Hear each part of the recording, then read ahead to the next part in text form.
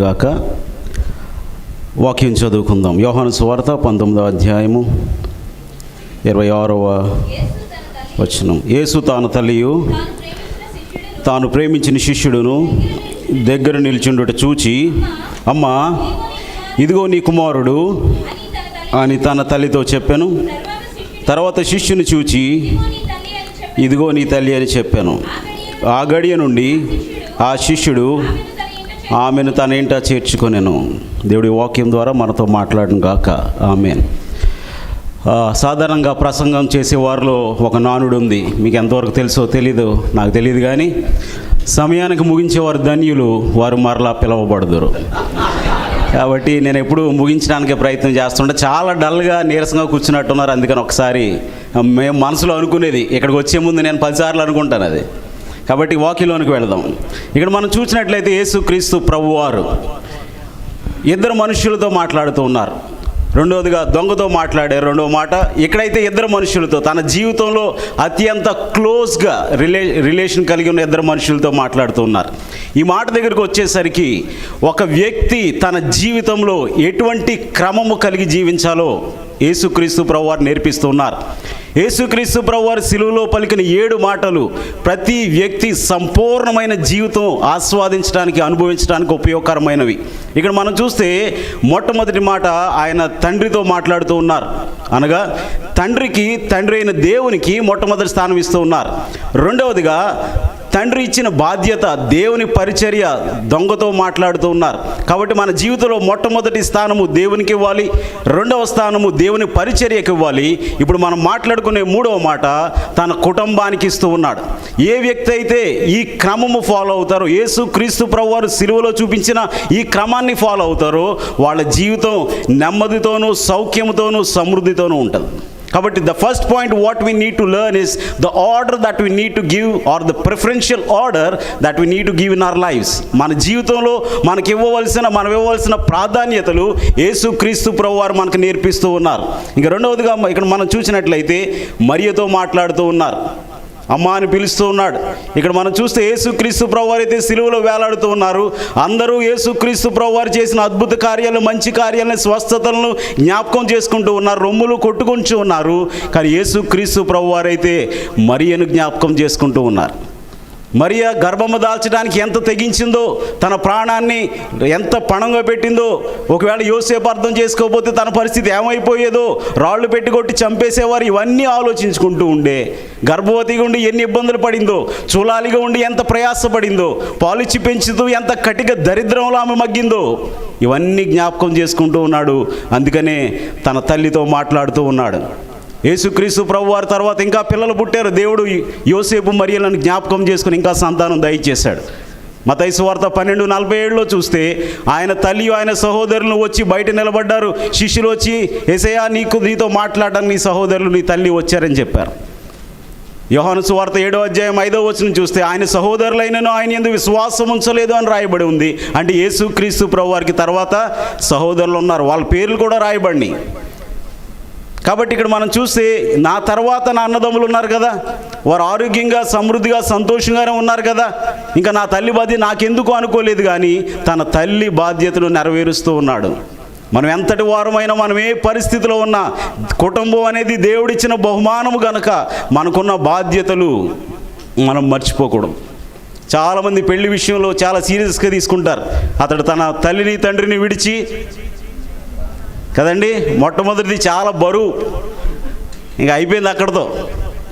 కాబట్టి ఒకసారి యేసుక్రీస్తు ప్రభువారు సిలువలో మనకు నేర్పిస్తున్న మాదిరి మన కుటుంబ బాధ్యతలు, తల్లిదండ్రుల బాధ్యతలు మనం జ్ఞాపకం చేసుకోవాల్సిన వారం ఎన్నో. ఇంకా మూడవదిగా మనం ఆలోచిస్తే ఆదరించే దేవుడు.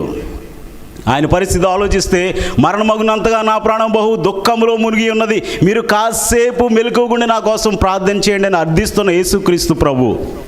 కీర్తనల గ్రంథం 69వ అధ్యాయంలో చూస్తే, నేను ఓదార్చి వారి కొరకు కనిపెట్టుకొంటిని కానీ ఎవరు కానరారైరి, కరుణించి వారి కొరకు చూచితిని కానీ ఎవరు కానరారైరి. బాషాను దేశపు వృషభములు, బలమైన వృషభములు నన్ను ఆవరించి ఉన్నవి. ఎంతో వేదనలో ఉన్నాడు, కానీ తన వేదనను మర్చిపోయి తన తల్లిని ఆదరిస్తూ ఉన్నాడు. ఆయన పరిస్థితి ఏదైనా కానీ మనం చాలాసార్లు అనుకుంటాం, ఎందుకులే దేవుడిని విసిగించడం, ఎందుకు దేవుని ఇబ్బంది పెట్టాం అనుకుంటాం, కానీ ఆయన సిలువలో ఉండి కూడా తన తల్లి హృదయంలోని వేదనను చూస్తూ ఉన్నాడు. ఖచ్చితంగా నీ జీవితంలో, నా జీవితంలో ఉన్న వేదన ఆయన చూచే దేవుడై ఉన్నాడు, ఆదరిస్తూ ఉన్నాడు. శారీరకంగా తన తల్లిని, ఆత్మీయంగా దొంగను ఆదరించాడు. మన బాధను అర్థం చేసుకునే దేవుడు. ప్రవచనం ఉంది, నీ హృదయంలో ఉండి ఖడ్గము దూసుకొని పోవును అని చెప్పబడిన వాగ్దానం, ఆ ప్రవచనము నెరవేరుతూ ఉంటే ఇదిగో నిస్సహాయుడుగా చూస్తూ ఉన్నాడు, కానీ తన తల్లిని ఆదరిస్తూ ఉన్నాడు. ఆయన విన్నాడు, ఇతడు మరియ కుమారుడు కాడా అని మార్కు సువార్త 6:3 రాయబడి ఉంది. సాధారణంగా వాక్యంలో ఏమని రాయబడి ఉంటుందంటే, అబ్రహాం ఇస్సాకును కనెను, ఇస్సాకు యాకోబును కనెను. తండ్రుల పేర్లే చెప్తారు కానీ తల్లి పేరు చెప్పరు. ఎందుకు ఇక్కడ యూదులు ఆయన తల్లి పేరు చెప్పారంటే, ఈ యేసు అనేవాడు ఎవరికి పుట్టారో మాకు తెలియదు అని అవమానించడానికి చేశారు. అటువంటి అవమానాలు, నిందలు, అసూయలు, కష్టాలు, కన్నీళ్లు, వేదనలు తన తల్లి పడింది కాబట్టి ఆ వేదనలన్నీ జ్ఞాపకం చేసుకుంటూ ఉన్నాడు. అందుకనే తన తల్లిని అర్థం చేసుకుంటున్నాడు, తన తల్లిని ఆదరిస్తూ ఉన్నాడు. ఒకవేళ ప్రియా సహోదరుడో సహోదరి, నీవు దేవుని విషయమై నింద అనుభవించావా, అది దేవుని అకౌంట్లో ఉంటుంది. ఏదో సమయంలో ఖచ్చితంగా దేవుడు నిన్ను ఆదరిస్తాడు, నిన్ను ఎత్తైన స్థలమునకు నిన్ను హెచ్చిస్తాడు. ఇక్కడ మనం చూస్తే యేసుక్రీస్తు ప్రభువు వారు పుట్టినప్పుడు ఎన్ని గొప్ప మాటలు రాయబడినాయి. You are highly favoured in the sight of God. నీవు కృప పొందేవు, స్త్రీలలో నీవు ధన్యురాలవు, ప్రభువు నీకు తోడై ఉన్నాడు, దయాప్రాప్తురాల, దేవుని వల్ల నీవు కృప పొందేవు. ఎన్నో మాటలు రాశారు, కానీ ఆమె జీవితం చూస్తే ఎప్పుడైతే యేసుక్రీస్తు ప్రభు వారిని గర్భం ధరించిందో అప్పుడే శ్రమల పాలైంది, అప్పుడే ఇక్కట్లు పాలైంది. అంతకుముందు వరకు నెమ్మదిగానే ఉండేది జీవితం. గనుక ఒకవేళ మనకు వచ్చే కష్టాలు దేవుని ఉగ్రతకు సూచన అనుకుంటే అది తప్పు. Even though if you are highly favoured, you may face troubles. ఒకవేళ దేవుని వల్ల మనం కృప పొందినా కానీ మనం శ్రమలు అనుభవించవలసి రావచ్చు. ఇది దేవుని ప్రణాళికలో భాగమే. యోసేపు జీవితం చూస్తే మనకు అర్థమవుతుంది. అందుకని యేసన్న గారు రాసిన పాట నేను అప్పుడప్పుడు పాడుకుంటూ ఉంటాను. ఆగని హోరులో ఆరిన నేలపై మా ముందు నడిచితువే సైన్యములకు అధిపతివై. నేలైతే ఆరింది, హోరైతే ఆగలేదు. ఆరని హోరులో ఆరిన నేలపై మనం పాడుతూ ఉంటాం ఆ పాట. నేల ఆరిందండి, బాగానే ఉంది, కానీ హోరు మాత్రం ఆగలేదు. Peace is not the absence of trouble, but the presence of Lord Jesus Christ. Again I repeat, peace is not the absence of trouble, but the presence of Lord Jesus Christ. అంటే శ్రమ అంటే నెమ్మది లేదా సమాధానము అంటే శాంతి అనగా శ్రమ లేకపోవట కాదు, కానీ క్రీస్తును కలిగి ఉండుట. అందుకనే శ్రమలో నేను అతనికి తోడై ఉండేది, అతను విడిపించి, నేనుంటే శ్రమ ఉండదు, శ్రమ ఉంటే నేను అనలేదు యేసుక్రీస్తు ప్రభు వారు, శ్రమలో నేను అతనికి. So peace is not the absence of trouble but the presence of Christ. కాబట్టి ఈ విధంగా తన తల్లిని ఆదరించాడు. ఇంకా ముందుకు మనం చూస్తే యోహానును ఆదరిస్తూ ఉన్నాడు. ఇదిగో నీ తల్లి. ఈ ధన్యత యోహానుకు మాత్రమే ఎందుకు వచ్చింది?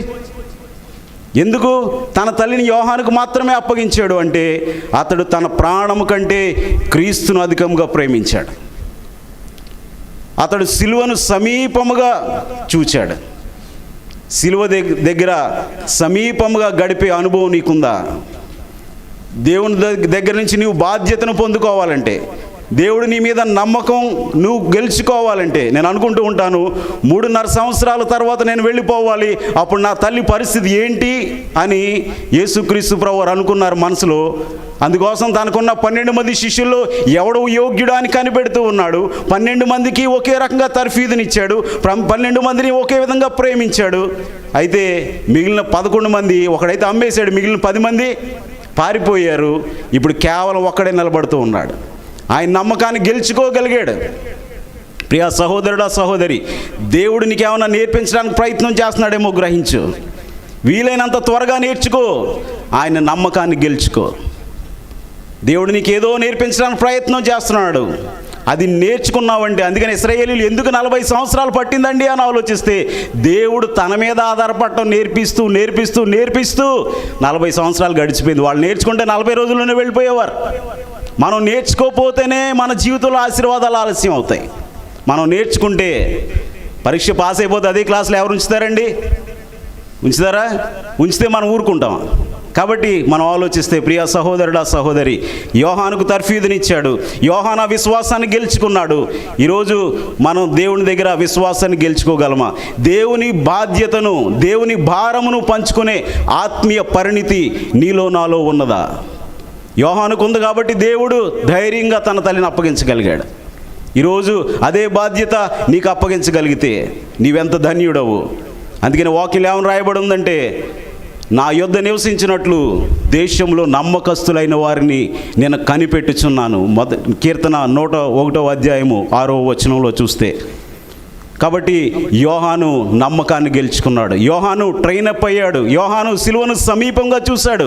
యోహాను దేవుని దగ్గర నమ్మకాన్ని గెలుచుకున్నాడు. ఎంతగా ప్రేమించాడో తనకిచ్చిన బాధ్యతను, తల్లిని. దీర్ఘాయుష్షు పొందాడు. శిష్యుల్లో ఎవ్వరూ కూడా అంత ఆయుష్షు పొందలేదండి. అందరూ యవన కాలంలోనే చనిపోయారు. ఎందుకు యోహాను అంత దీర్ఘాయుష్షు పొందాడు అని నన్ను అడిగితే నేను అనుకుంటాను, తన తల్లి అయిన మరియను ఎంత ప్రేమగా చూసుకున్నాడో, ఎంతగా సన్మానించాడో, వాక్యానుసారంగా ప్రేమించి ఉంటాడు. అందుకనే మరణం ఎన్నోసార్లు వచ్చింది ఆయన దగ్గరికి. ఆయన ఆవరించేసింది, కానీ ఏనాడు కూడా ఆయనను జయించలేకపోయింది. ఎందుకో తెలుసా? వాగ్దానం అడ్డు వచ్చింది.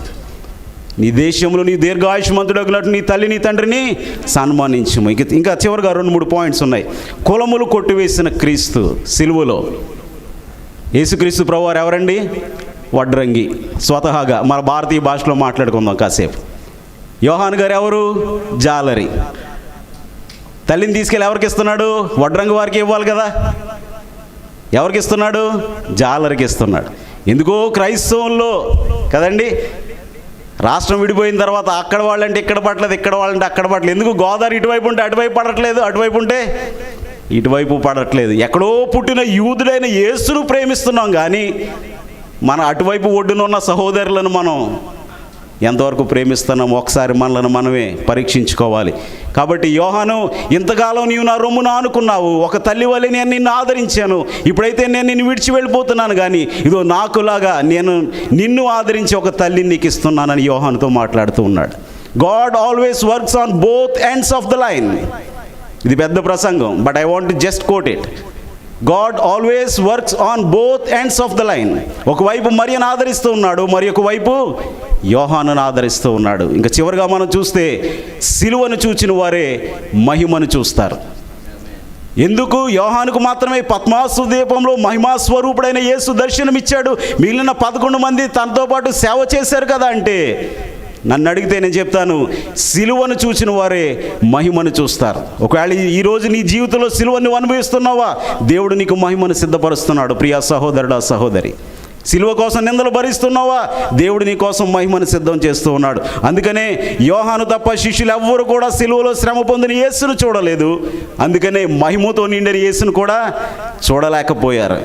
ఇక్కడ మనం చూస్తే, ఒకవేళ నీవు క్రీస్తు కోసం సిలువను అనుభవిస్తే దేవుడు నీ కోసం మహిమను సిద్ధం చేస్తున్నాడు. చివరిగా, bear the cross wear the crown. ఒకవేళ నీవు సిలువను సహిస్తే జీవ కిరీటాన్ని ధరిస్తావు. 180-200 సంవత్సరాల చరిత్ర కలిగిన పాలకుల్లో మా సంఘము, భాస్కర్ గారికి పాస్టర్ గారికి కూడా తెలిసి ఉండొచ్చు, కాటన్ దొర గారు స్థాపించిన సంఘము. దాని క్యాప్షన్ ఇదే, bear the cross wear the crown. ఒకవేళ నీవు సిలువను సహిస్తే జీవ కిరీటం నీ కోసం సిద్ధం చేస్తున్నాడు. ఈరోజు యోహాను వలె ఆయన నమ్మకమును గెలుచుకునే ధన్యకరమైన జీవితము మనందరము జీవించుటకు ప్రభు మన కోసం సిలువలో బలి అయిన ప్రభు కృప చూపునుగాక. ఆమేన్. మీ అందరికీ నా వందనములు. మరి 3వ